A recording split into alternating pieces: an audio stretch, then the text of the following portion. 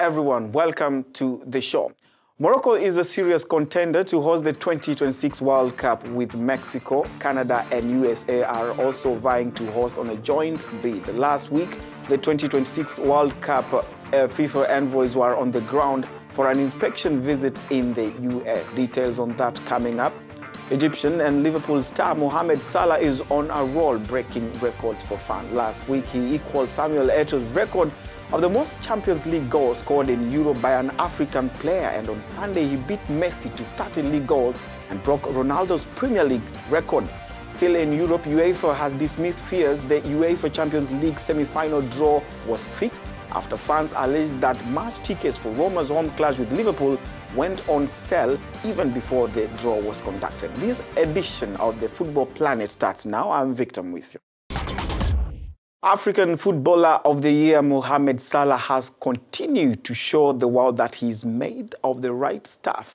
The Egyptian star has equaled a record held by Cameroon legend Samuel Eto'o in the UEFA Champions League. His clever finish against Manchester City in the quarterfinals brought up his 8th UEFA Champions League goal this season, which draws him level with Eto'o as the African scorer with the most strikes in a single Champions League campaign. Here's more.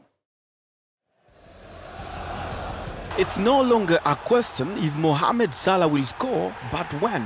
The Egyptian and Liverpool forward is showing no signs of slowing down, and in his debut season with the Reds, he continued to surpass everyone's expectations, including his own. Salah is set to face his former club AS Roma in the UEFA Champions League semi-finals and will break a couple of records if he scores against them. The 25-year-old's clever finish against Manchester City in the Champions League quarter-final match last Tuesday drew him level with Eto'o as the African scorer with the most strikes in a single Champions League campaign. Eto'o scored 8 goals with Inter Milan during the 2010-2011 season when he helped the Milan-based team to win the treble, the Serie A, Coppa Italia and the Champions League under Jose Mourinho.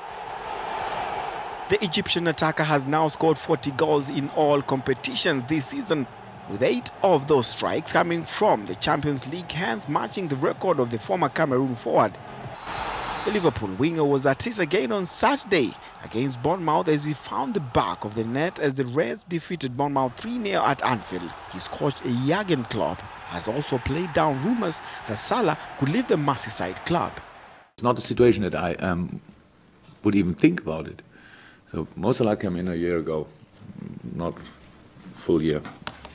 9 months roundabout ago he came in, to make the next step in his career, and he did it. So that's it, to come to Liverpool, really to Liverpool. He had different options and he wanted to come here. With 4 more Premier League matches to go and 2 Champions League semi-final legs, Salah could be out to dish more punishment. Morocco's bid to host the 2026 World Cup has 103 football associations out over 207 already supporting the North African country, according to some media reports. At the same time, the 2026 World Cup FIFA envoys were on the ground last week for an inspection visit of possible sites to host the 2026 World Cup in the US as it seeks for a joint bid with Canada and Mexico. Narcis Ndumbe and Elvis Bo prepared the following report. FIFA envoys are on the ground for an inspection visit of possible sites to host the 2026 World Cup. From the 9th to the 13th of April, experts from the world's football governing body visited hosting facilities in Mexico, the United States and Canada. Atlanta can host a world-class event. We're hosting the Super Bowl. We've already hosted the College Football Championship. We'll host the NCAA Final Four, 10,000 hotel rooms, fantastic stadium with all the new technology, training sites. It's walkable downtown. So we're really proud of the city, and I think we were able to show a little bit of our fan culture here, the excitement in the city surrounding the soccer team, and just how much that would grow and exponentially be so much greater if we were able to host a World Cup here. So. Another country in the race to host this first World Cup with 48 teams is Morocco. The kingdom will receive the working group in charge of the evaluation of candidatures from the 16th to the 19th of April. The 2026 World Cup host country will be unveiled on the 13th of June during the 68th FIFA Congress. The 10th edition of the Marc Vivien Foy Award will take place on the 14th of May. Now, the award, sponsored by RFE and France 24, was named in honor of the Cameroonian player who died in 2003 at the age of 28 and is awarded every year to the best African player in the French Ligue 1. It was given the current name in 2011, but there were plenty of happy winners before, 9 in total. Let's have a quick look at them.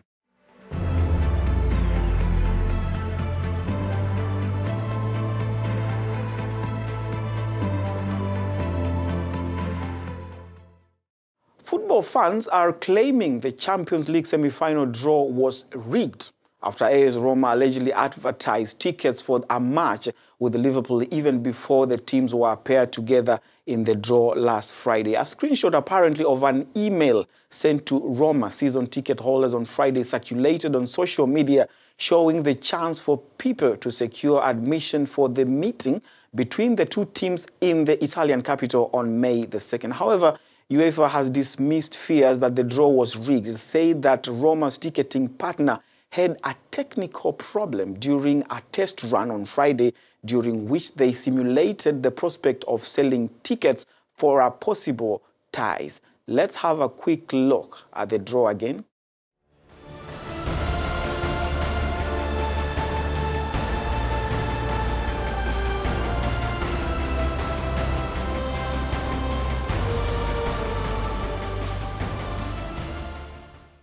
The second leg matches of the CAF Confederations Cup round of 16 will be taking place this Tuesday and Wednesday. This will be the final stage before the competition enters the group stages.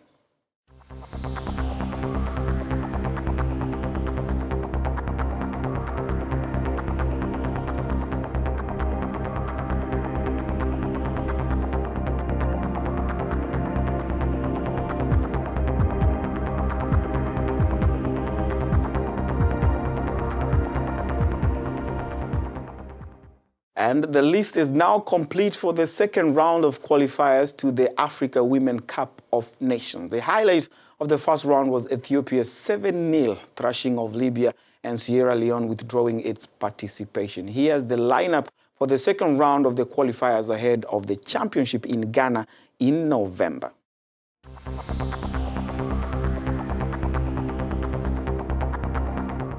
Remember, this tournament also doubles as the African qualifiers to the 2019 FIFA Women's World Cup. The top 3 teams will qualify for the World Cup in France next year.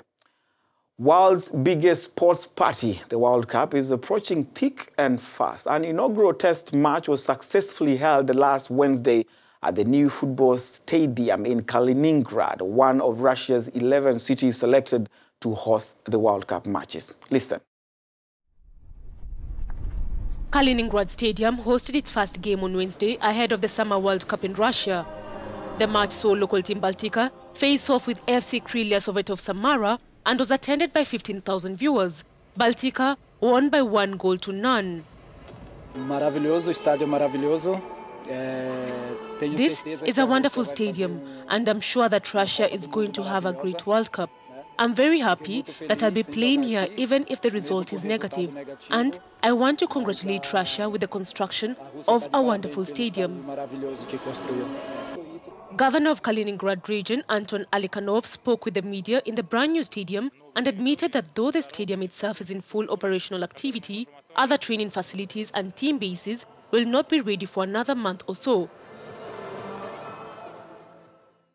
Still in Russia, during the 2018 FIFA World Cup, foreign citizens with the fan ID will be allowed to travel visa-free to other Russian cities, even those that won't be hosting football games.